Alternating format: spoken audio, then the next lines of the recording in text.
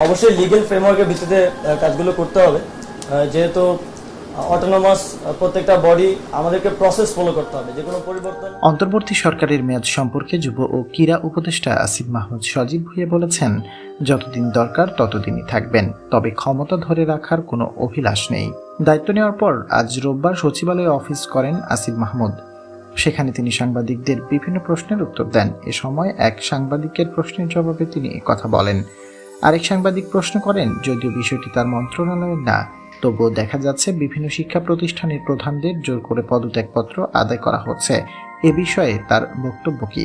জবাবে আসিফ মাহমুদ বলেন, যারা আন্দোলনে বাধা দিয়েছেন বা অপরাধ করেছেন সেজন্য ক্ষোভের জায়গা থেকে অথবা আবার স্বার্থের জায়গা থেকে এমনটা হতে পারে, তবে তিনি মনে করেন এটা কোনো প্রক্রিয়ার মাধ্যমে হওয়া উচিত, তা না হলে বিশৃঙ্খলা হবে। ছাত্র জনতার আন্দোলনের মুখে ৫ আগস্ট শেখ হাসিনা সরকারের পতন হয়। এরপর গত বৃহস্পতিবার রাতে নোবেলজয়ী অর্থনীতিবিদ ডক্টর মোহাম্মদ ইউনূসের নেতৃত্বে দেশে অন্তর্বর্তী সরকার গঠিত হয়।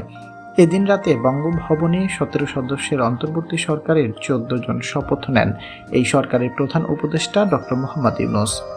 আন্দোলনকারী শিক্ষার্থীদের প্ল্যাটফর্ম বৈষম্য বিরোধী ছাত্র আন্দোলনের ২ সমন্বয়ক মোহাম্মদ নাহিদ ইসলাম ও আসিফ মাহমুদ সজীব ভুঁইয়া নতুন সরকারের উপদেষ্টা হিসেবে যুক্ত হয়েছেন, যা দেশের ইতিহাসে প্রথম।